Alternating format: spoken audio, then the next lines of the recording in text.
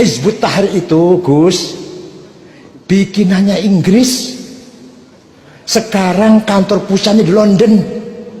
Pertama yang mimpin dulu namanya Taqiyuddin An-Nabhani, namanya Hizbut Tahrir Palestina, gerakan memerdekakan Palestina. Pendirinya wafat, diganti oleh Dr. Abdul Qadim. Dibuang kata-kata Palestina, apa? Hizbut Tahrir. Maknanya jadi bias. Jadi bias apa? Gerakan membebaskan orang Islam dari sekat-sekat nasionalisme, kembali ke khilafah. Tadinya awal mula dirikan untuk membebaskan Palestina, untuk membebaskan Palestina. Sekarang malah menjadi luas, membebaskan umat Islam dari sekat-sekat nation, sekat-sekat kebangsaan. Mari kita kembali pada khilafah. Sekarang kita tanya, kriterianya orang yang bisa jadi khalifah seperti apa? Syarat rukunnya lah. Kalau sudah ada, cara milihnya gimana? Cara menentukan itu loh khalifah. Ini cara khalifah. Gimana cara milihnya? Kalau milihnya pakai coblosan, berarti bukan sistem Islam. Ini barat coblosan nih. Coblosan itu nyokai pemilu. Itu sistem barat itu, bukan dari Islam, dari barat itu. Paham betul? Nah, kalau ada dari Jember misalkan khalifah memenuhi syarat, sudah orang sepakat itu, yang lantik siapa? Yang sahkan siapa? Ini sah ini. Siapa yang sahkan itu? Oleh karena itu khilafah adalah utopia. Apa? Mimpi romantisme, mimpi romantisme dulu ketika zaman khalifah adil, makmur, sejahtera. Dikira ISIS itu Bakar al-Baghdadi itu waduh memberikan keadilan, kesejahteraan, gajinya 20 juta pada berangkat ke sana. Ya Allah, yang perempuan dijadikan budak seks. Teman-teman tahu nggak di YouTube banyak itu pengakuan perempuan Indonesia yang berangkat ke Syria dijadikan budak seks, yang pembunuhan yang luar biasa kejamnya sama Islam. Apa benar itu?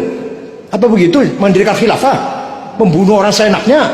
Saya banyak di sini gambar di YouTube banyak ini perempuan ditembak orang yang laki-laki marah ke sana, beruntung dari belakang, gede cilik lawan wadon tuan nom dari Syiah Yazidiyah, walaupun Syiah ya, tapi manusia masa dibunuh kayak gitu. Beruntung dari buang ke sungai. Tentara Jordan ketangkep, cara membunuhnya disetrum, cara membunuhnya itu sekaligus disembelih. Bukan banyak ini orang Inggris, orang Jepang, orang Korea disembelih pakai pisau kayak nyembelih ayam, walaupun dia non muslim. Apa begitu Islam itu? Apa begitu Islam itu? Nah, itu ISIS yang sebenarnya. Dan sekarang jadi gini ceritanya, ISIS itu yang bentuk namanya Mus'ab Zarqawi, anak Jordan tapi tinggalnya di Tel Aviv. Jadi ISIS itu 100% made in Israel. Terus mati sudah kebunuh. Abu Bakar Baghdadi, namanya Ibrahim bin Awad al-Badri, melihat ISIS nggak ada pemimpinnya, diambil kepemimpinan itu. Itu seorang yang suka ceramah, suka khutbah di masjid-masjid lah. Pusatnya dipindah, tadinya di Jordan dipindah ke kota Mosul. Kota Mosul itu perbatasan dengan Iran, Irak perbatasan Iran. Oleh Amerika dibiarkan untuk nakut-nakuti Iran. Taunya kuat, semakin kuat, ngerampok bank, ngerampok kilang-kilang minyak, ekspor minyak. Amerika malah kaget nih. Dibiarkan malah tahu bahaya ini, malah akan mencetak uang sendiri. Akhirnya Amerika ikut membasmi ISIS. Setelah Amerika ikut basmi, mulailah pada mati. Yang dari sini mati semua sudah. Anaknya Samudra, anaknya Abu Jibril, Bahruddin, Abu Jandal, At-Tamimi, anak Pasuruan itu, yang nantang Pak Sutarman, nantang Muldoko, nantang Banser, mati sudah di sana. Tinggal perempuan-perempuan anak kecil gimana, minta pulang gimana cara pulangnya? Mereka sudah nggak punya paspor, cara pulangnya gimana? Berangkat disuruh siapa? Dan waktu berangkat tujuannya nggak jelas, bukan kerja, bukan cari ilmu. Paham ya? Nah, tapi mereka setelah dibom oleh Amerika, larinya yang paling enak, paling gampang, paling terbuka ke Indonesia. Negara kita negara yang paling bebas ini, sebebas-bebasnya. Maka mereka jaringannya Filipina Selatan, lari ke Sulawesi Tengah, Poso, nanti ke Jawa. Paham betul? Di Jawa namanya bukan ISIS, namanya Ansarud Daulah. Kita ini kafir semua ini, boleh dibunuh. Yang semuanya itu namanya Ansarut Tauhid, non muslim hal darahnya. Gereja boleh dibom, Ansarut Tauhid. Kalau Ansarut Daulah kita pun boleh, lagi sholat pun kafir bunuh. Ya seperti di Mesir tadi, lagi sholat cuma dibom, ayo nggak apa-apa, kafir itu. Nah, kalau yang Ansarut Tauhid Abu Bakar Bashir non muslim boleh dibunuh. Gereja bom, itu Ansarut Tauhid.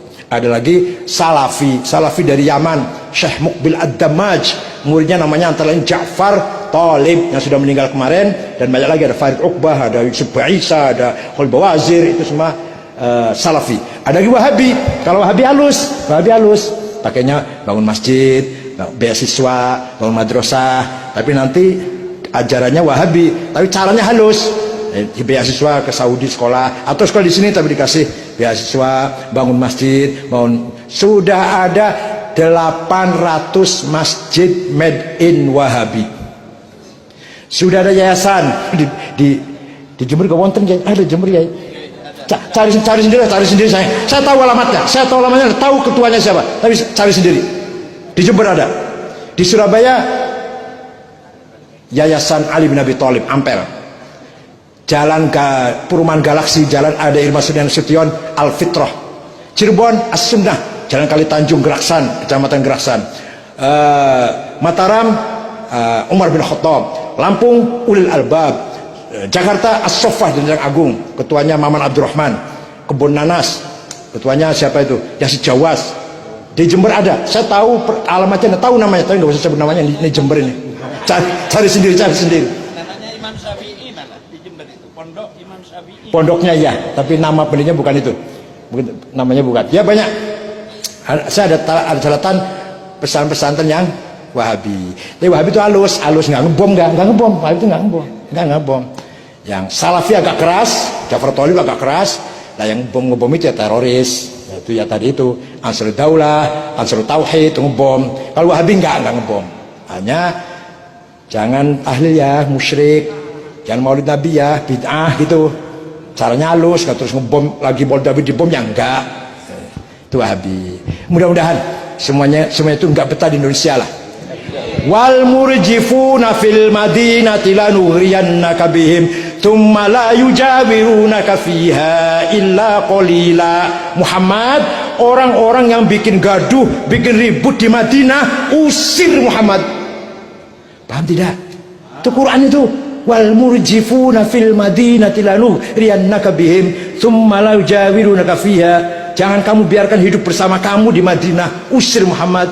Ya kalau kita usir organisasinya, usir madhabnya, orangnya monggo masuk NU, kan gitu.